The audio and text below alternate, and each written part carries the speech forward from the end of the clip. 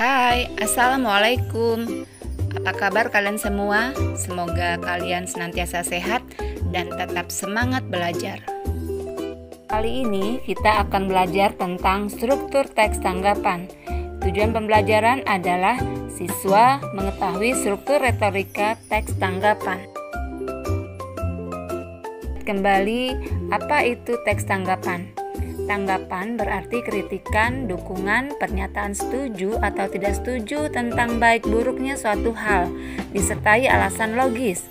Menurut KBBI, tanggapan adalah sambutan terhadap ucapan, kritik atau komentar mengenai sesuatu yang diterima oleh panca indera, bayangan, dalam angan-angan. Jadi, teks tanggapan adalah teks yang berisi kritik, sanggahan, saran, atau pujian mengenai sesuatu. Apa itu ciri-ciri teks tanggapan? Teks tanggapan memiliki ciri yang pertama, berisi tanggapan mengenai suatu fenomena yang terjadi di lingkungan sekitar beserta fakta dan alasan yang menguatkannya. Dan yang kedua, penyampaian terstruktur, efektif, mengutamakan aspek persuasif, serta disusun dengan memperhatikan struktur, konteks, deskripsi, dan penilaian. Struktur teks tanggapan. Struktur teks adalah hubungan antara unsur-unsur yang membentuk teks sebagai suatu kesatuan. Unsur-unsur tersebut berkaitan satu sama lain dan tidak dapat dipisahkan. Struktur teks tanggapan memiliki 3 bagian struktur. Yang pertama, konteks, yang kedua, deskripsi, dan yang ketiga, penilaian. Struktur yang pertama adalah konteks. Konteks adalah bagian awal teks yang berisi pernyataan umum tentang persoalan yang disampaikan penulis. Contohnya, apa yang ditanggapi, di mana, kapan peristiwa itu terjadi, peristiwa apa, apakah politik, apakah sosial, seni budaya, dan lain-lain. Struktur yang kedua adalah deskripsi. Deskripsi bagian tengah yang berisi informasi tentang alasan yang mendukung pernyataan dan menolak pernyataan, atau cara merealisasikan, menciptakan, atau menghasilkan. Struktur yang ketiga adalah penilaian. Penilaian merupakan bagian akhir teks yang berisi penilaian terhadap apa yang kita pikirkan tentang sesuatu. Penilaian bisa berupa kritikan maupun pujian dengan cara kesantunan dan keobjektifan. Marilah kita cermati model teks tanggapan berikut ini. Model teks tanggapan ini berupa kritik sastra, diawali dengan identitas buku. Mulai dari judul novel, yakni Student Hijau, penulis Marco Kartodikromo, dan seterusnya. Nah, identitas buku ini merupakan bagian konteks. Pada paragraf yang kedua, ini masih berupa bagian konteks, lebih tepatnya konteks pengarang dan karyanya, karena dalam paragraf ini terdapat pernyataan tentang siapa itu Marco Kartodikromo dan juga tentang novel Student Hijau yang tidak pernah disinggung atau dibahas dalam karya sastra. Pada paragraf yang ketiga sudah termasuk pada bagian deskripsi, lebih tepatnya deskripsi pengarang dan karyanya. Di sini diceritakan bagaimana kemunculan novel Student Hijau pertama kalinya, dan kemudian dideskripsikan pengarang Student Hijau ini, Mas Marco, yang dikenal sebagai jurnalis dan juga aktivis gerakan politik yang menentang kolonialisme.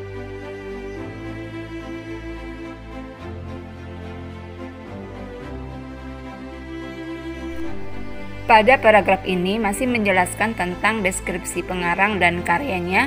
Hal ini ditandai pada awal kalimat dinyatakan pada masa peredaran novel ada 2 lembaga penting dalam penyediaan bacaan bagi rakyat Hindia Belanda. Yang pertama adalah Komisi Bacaan Rakyat, yang kedua adalah Balai Pustaka. Kedua lembaga penyediaan bacaan ini memiliki tema yang seputaran romantisme Eropa, kemudian kalau Balai Pustaka kritik tentang adat kuno.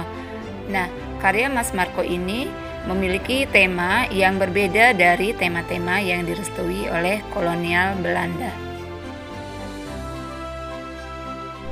Paragraf ini mendeskripsikan tentang karya novel Sudin Hijau. Digambarkan bahwa novel ini kental dengan suasana politik. Hal ini ditandai pada kalimat di awal paragraf.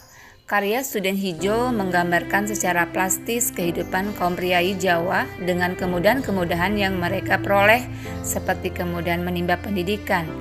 Suasana pergerakan, terutama syarikat Islam, tempat para tokoh novel mencurahkan sebagian waktu dan kegiatan, menjadikan novel ini kental dengan politik. Bahkan kisah cinta.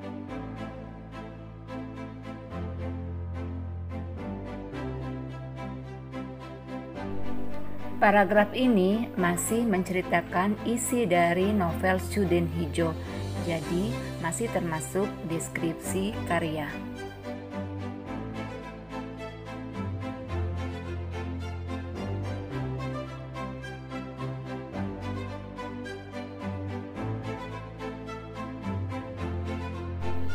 Paragraf ini masih menceritakan isi dari novel Sudin Hijau, jadi masih termasuk deskripsi karya.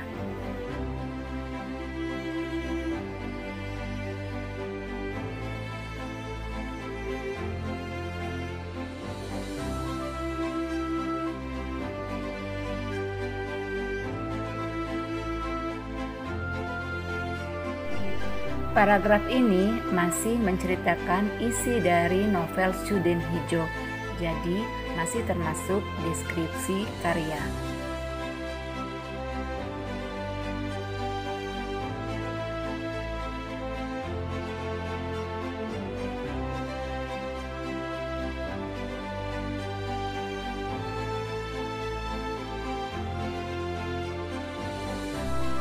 Nah, paragraf ini barulah termasuk bagian struktur penilaian, yakni penilaian terhadap karya. Mengapa? Karena di sini dinyatakan bahwa Mas Marco dalam karya-karyanya secara lugas menunjukkan keberpihakannya kepada kaum bumi putra. Hal ini menunjukkan sebuah penilaian bahwa karya Mas Marco ini berpihak kepada kaum bumi putra.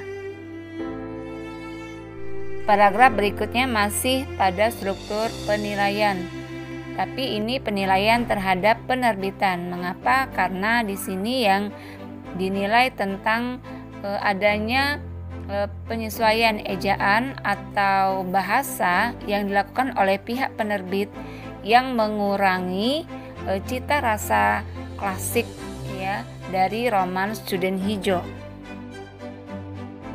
Paragraf berikutnya juga masih penilaian terhadap penerbitan. Silakan kalian baca. Pada paragraf yang terakhir ini masih tentang penilaian terhadap penerbitan, karena masih mengulas tentang perubahan yang dilakukan oleh pihak penerbit terhadap novel Sudin Hijau.